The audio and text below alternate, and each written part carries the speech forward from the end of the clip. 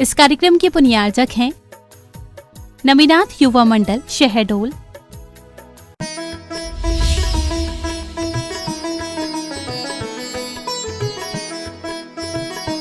गुरुवर आचार्य श्री की जीवन यात्रा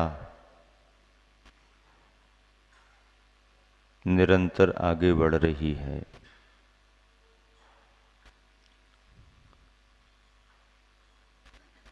सन 1980 के संदर्भों में सिद्ध क्षेत्र मुक्तागिरी का प्रवास और चातुर्मास की स्थापना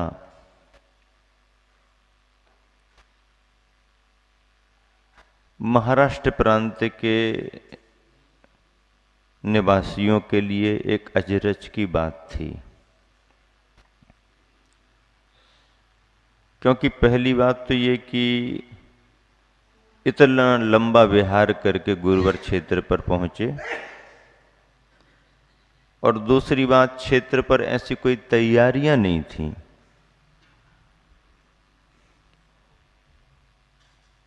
आचार्य श्री का मन क्षेत्र पर ही चातुर्मास करने का था। समाज सहयोगी बनी, क्षेत्र की भव्यता, रमणीकता, प्राकृतिक वातावरण, चर्या की निर्दोषता और स्वतंत्रता अपने आप में गुरुवर के लिए महत्व की थी। चतुर्मास में तो संदर्भ अनेक बनते हैं, परविराज पर्यूषण जैसे कार्यक्रम संपन्न होते हैं, सभी होता है, लेकिन वह वर्ष गुरुवर आचार्य श्री की साधना और स्वाध्याय में जितना महत्वपूर्ण रहा, उतना महत्वपूर्ण मेरे जीवन के लिए भी रहा, क्योंकि मेरा संघ में प्रवेश ही सिद्ध क्षेत्र मुक्तागिरी में हुआ।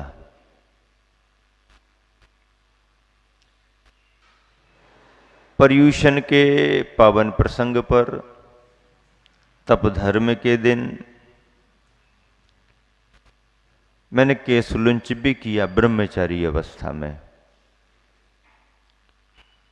और केशलुंच के साथ ही ड्रेस चेंज करके ही हमारा प्रवेश पक्का हुआ। इतने दिनों तक आचार्य श्री देखते रहे। बिहार में भी ख्याल तो रहता ही है कि लंबे बिहार में कौन कौन चल रहे हैं। ब्रह्मचारी भाइयों के स्नेह से, उनके परिचय से संघ की छोटी मोटी सेवाओं में हम लोग लगे थे। परिणाम स्वरूप, फल स्वरूप संघ में गुरुवर की शरण मिली।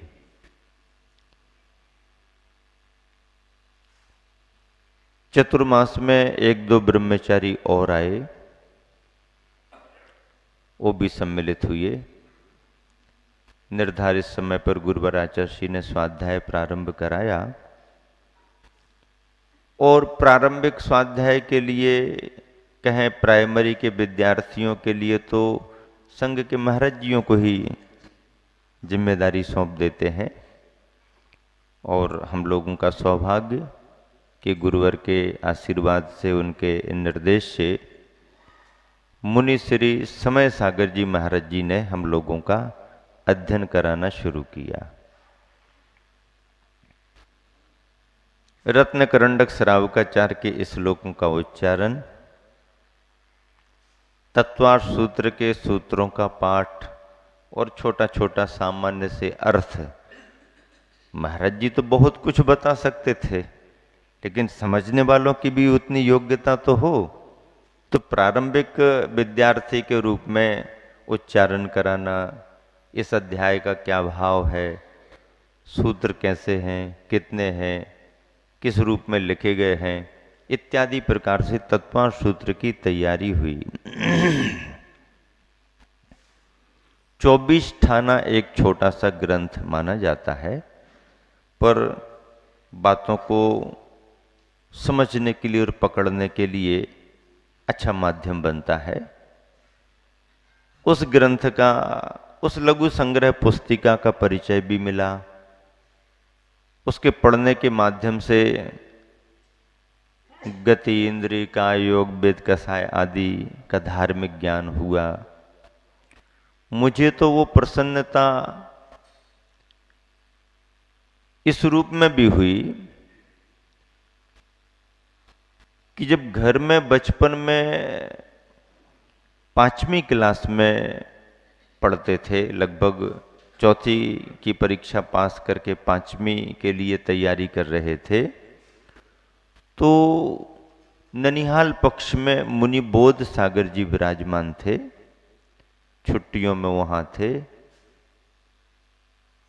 परिचय के तौर पर सभी का आना जाना महाराज के दर्शनार्थ होता था, उनका ख्याल भी था।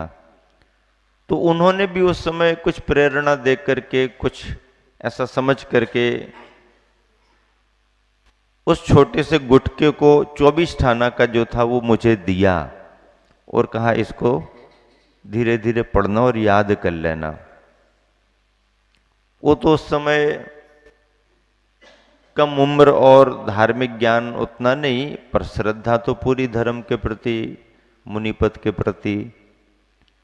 पर जब संघ में प्रवेश हुआ और स्वाध्याय करने में 24 थाना का ग्रंथ मुझे मिला, तो लगा कि देखो सुयोग ये जो आज बन रहा है, इसकी नींव, इसका बीज तो और पहले पड़ गया था। आचार्य श्री भी बीच बीच में महाराज जी से भी पूछते कि बराबर तैयारी चल रही उन लोगों की नहीं, और हम लोगों को भी बीच में तैयार करते रहना। रुचि भी थी, सीखने की ललक भी थी, तैयारी भी चलती रही। आचार्य श्री ने भी एक दिन विशेष रूप से कहा, रत्न करंडक के श्लोकों को याद करो, कंठस्थ करो। तैयारी शुरू हो गई और एक दिन आचार्य श्री ने परीक्षा ले ही ली। प्रातः काल सुबह सुबह आचार्य भक्ति संपन्न हुई। संघ के महाराज जी भी बैठे थे। सभी के बीच में, क्यों ब्रह्मचारियों तैयारी चल रही कि नहीं? हाँ आचार्य श्री तैयारी चल रही है। कुछ याद किया कि नहीं? याद हुआ है आचार्य श्री। सुना सकते हो क्या? अब तो याद कर रहा हूं कहना अलग बात है, और सुना सकते हो क्या? अब तो एकदम परीक्षा हो जाएगी। हाँ आचार्य श्री सुना सकते हैं थोड़ा थोड़ा। अच्छा सुनाओ। तो इस लोगों को सुनाना शुरू किया। जो जैसे याद थे उस तरीके से सुनाते गए। प्रारंभिक श्लोक अच्छे याद रहते हैं तो वो तो अच्छे तरीके से सुना दिए। हाँ हाँ। फिर जहाँ थोड़ी बहुत गाड़ी अटकने को हुई तो अपने आजू बाजू वाले महाराज भी थोड़ा थोड़ा सपोर्ट, एक अक्षर बता दिया, एक शब्द बता दिया, तो उस शब्द से ख्याल में आता। हाँ, तो ऐसा करते करते सम्यक दर्शन अधिकार के इस श्लोकों को सुनाया। तब आचार्य श्री की प्रसन्नता और आशीर्वाद में, हाँ ऐसे ही तैयारी करनी है, मैंने भी ऐसे ही तैयारी की थी। क्योंकि स्वयं गुरुवर आचार्य श्री ने अपने गुरुवर के निकट पहुंच करके जो प्रारंभिक शिक्षण लिया, जो ज्ञानार्जन किया, उसमें कंठस्थ करने की उनकी तैयारी बहुत थी। और आचार्य श्री आज भी इसी बात पर जोर देते हैं संघस्थ त्यागी वृत्तियों के लिए कि अपने को जितना ज्यादा कंठस्थ होगा उतनी ज्यादा तैयारी हम अपनी स्वाध्याय के रूप में कर सकते हैं। क्योंकि स्मृति में विषय आना चाहिए और स्मृति में विषय को उदाहरण सहित, संदर्भ सहित याद रखने के लिए कंठस्थ करने की क्षमता होना चाहिए। कंठस्थ भी करने की स्थिति एक उम्र तक होती है। बच्चों की उम्र रटने की होती है, थोड़े से बड़े होंगे तो भी रट सकते, लेकिन फिर ज़्यादा बड़े होंगे तो रटने का क्रम कम होता है, फिर उससे समझने का क्रम बढ़ता है। और प्रारंभिक अवस्था में बच्चे ना भी समझ पाए तो चलता है, पर रटाना उनको शुरू करना पड़ता है। तो आचार्य का वही दृष्टिकोण कि ये जो उम्र है तुम्हारी, अभी इसमें तुम जितना रट सको रट लो, अर्थ कब समझ में आएगा उसकी चिंता नहीं करना। एक बार बैठ गया तो अर्थ तो वो कभी न कभी आएगा ही आएगा। आचार्य संघ में आज भी कहते हैं कि कंठस्थ विद्या और अंटस्थ धनम, इसका बड़ा महत्व होता है। अंटी में तुम्हारे कुछ रुपया पैसा है तो उसका महत्व ज्यादा है। हमारे घर पर तिजोरी में रखा है, हम वहां से निकाल के दे देंगे, बाद में देखना अभी क्या है तुम्हारे पास। आज तो फिर इतनी सुविधा हो गई कि एक कार्ड अकेला आपने रख लिया तो कहीं से भी निकाल के कर सकते, लेकिन जिस समय ये सुविधाएं नहीं थी और तुम भले ही अपने घर के करोड़पति व्यक्ति हो, पर बाजार में तुम्हारे पास नहीं है तो कहेगा सेठ जी जब लाओगे तब फिर देखेंगे। और थोड़ा भी तुम्हारे पास है तो हाँ ये लो हमको दो। तो अंटस्थ धनम, अंटी में रहने वाले, गांठ में रहने वाले धन का महत्व है और कंठ में रहने वाली विद्या का महत्व है। नहीं नहीं हमारे पास सब नोट है, जब हम दिखाएंगे लाएंगे फिर बताएंगे तो वो संदर्भ टूट गया। अभी क्या है तुम्हारे पास वो तुरंत बताओ आप। तो वक्ता की विशेषताओं में विषय का स्मरण एक अपना आवश्यक गुण माना गया है और उसी से उसके विषय की पुष्टि होती है। सिद्ध क्षेत्र मुक्तागिरी में यही क्रम चला, खूब अच्छा चला। संघ का स्वाध्याय भी चलता था। एक कक्षा सुबह समूचे संघ की, एक कक्षा दोपहर को, सुबह शाम आचार्य भक्ति वंदना, संघ की चर्चाएं, सार्वजनिक रविवारी प्रवचन सभा, पर्व त्योहारों पर कार्यक्रम, श्रद्धालुओं का आना जाना, प्रभावना का अद्भुत वातावरण उस समय महाराष्ट्र में बना। सबसे बड़ी समस्या क्षेत्र की उस समय यह थी कि क्षेत्र का पहाड़ी भाग मध्य प्रदेश के हिस्से में आता है और सारा प्रबंध चूंकि आवागमन महाराष्ट्र में से ही होता है, रास्ता महाराष्ट्र से है, तो महाराष्ट्र सरकार के हाथ में। और इस कारण दो प्रदेशों की व्यवस्था होने से क्षेत्र पर बिजली आ ही नहीं पा रही थी। अनेक अड़चने, क्योंकि मध्य प्रदेश के पहाड़ी भाग का अंतिम छोर, फिर ढलान, और इस तरफ से निकल करके महाराष्ट्र के खरपी और परतवाड़ा गांव से जुड़ना और सारा आवागमन प्रबंध महाराष्ट्र का। अनेक वर्षों से कमेटी वाले प्रयासरत थे, सफलता मिल नहीं रही थी। लेकिन उस वर्ष आचार्य श्री का प्रवास हुआ है, चतुर्मास हो रहा है, ऐसी चर्चाओं में अनेक लोगों ने प्रयास करके जब यह बात रखी कि भाई हमारे गुरुवर का इतना बड़ा संघ विराजमान हुआ है, बारिश पानी का समय है, यात्रियों का आना जाना ये बड़ी समस्या है, तो अधिकारियों ने बिना ज़्यादा फॉर्मेलिटियां किए, बिना ज़्यादा बारीकियां निकाले और सद्भावना से दोनों प्रदेशों ने स्वीकृति दे दी। और सन 80 के उस वर्ष में पहली बार उजाला विद्युत का क्षेत्र पर पहुंचा। लोगों को एक स्मृति का विषय बना। ठीक लगा कि क्षेत्र के विकास में आवश्यक था। उस प्रवास में एक बहुत प्रेरक संदर्भ घटा। जिनेंद्र वर्णी का नाम अपन सभी जानते हैं। स्वाध्यायी साधक के रूप में, जैनेन्द्र सिद्धांत कोश के संपादक और संयोजक संकलक कर्ता के रूप में बड़ा नाम था समाज में। लेकिन सन 1980 के पहले पहले तक जबकि गुरुवर आचार्य श्री की दीक्षा 1968 में हो चुकी थी। ये योग नहीं बना उनका। बाकी तो सभी विद्वान लगभग देर सबेर गुरुवर के पास उपस्थित हुए, ज्ञान वार्ताएं चर्चाएं हुई, लेकिन जिनेंद्र वर्णी का आने का योग नहीं बना। सन 1980 की वाचना में जब देश के बहुतायत विद्वान उस वाचना में सम्मिलित हो चुके थे, तब भी उनके आने का योग नहीं बना। और जिनेंद्र वर्णी की एक स्थिति ये भी रही कि वो विद्वान तो रहे, साधक भी रहे, लेकिन उन पर थोड़ा सा वेदांतियों का असर भी पड़ गया था और वेदांतियों की मान्यता से थोड़े से उनके मन में कन्फ्यूजन भी आ गए थे।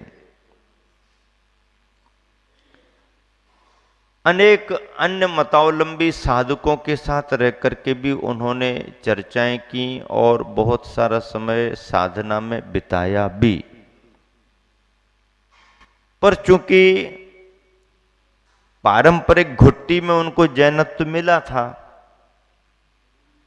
तो उससे हटने की बात तो थी नहीं।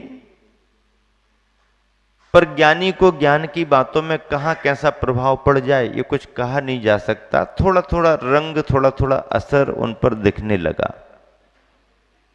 विनोबा जी से भी परिचित थे, प्रभावित थे। विनोबा जी के आश्रम वर्धा के पास पवनार में उनका आना जाना भी रहता था। सन 80 के मुक्तागिरी के चतुर्मास की चर्चा समूचे महाराष्ट्र में फैली, वर्धा तक गई और इसी चतुर्मास के दौरान उनका पवनार आश्रम आना हुआ। उनके अंतर्मन में क्या भाव छिपा था ये तो कौन जाने। संभवतः ये भी रहा होगा, नाम तो उन्होंने आचार्य श्री का सुन रखा था कि भाई चलो महाराष्ट्र में चातुर्मास हो रहा है, नागपुर वर्धा के निकट हो रहा है, आश्रम में जाना होता ही है। आश्रम में आश्रम का जाना हो जाए और निकट में आचार्य श्री, ऐसा भाव लेकर के वो वहां तक आए हों, या वहां अपने किसी प्रयोजन से आए हों और फिर जानकारी मिली हो कि निकट ही क्षेत्र पर आचार्य श्री भी हैं। वर्धा से उन्हें जानकारी मिली कि आचार्य श्री मुक्तागिरी में विराजमान हैं। उनका मन हुआ, नाम तो बहुत सुन रखा है, एक बार चल करके देखें तो। ज्ञानी थे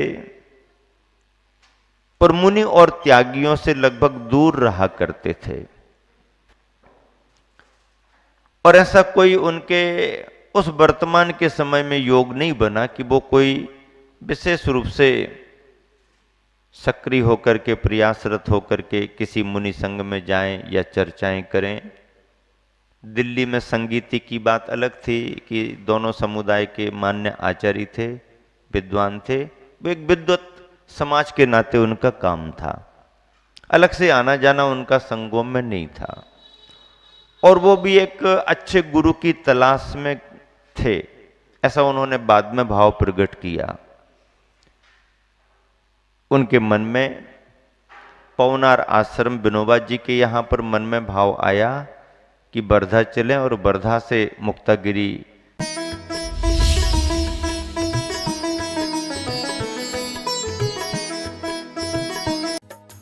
इस कार्यक्रम के पुण्यार्जक थे नमिनाथ युवा मंडल, शहडोल,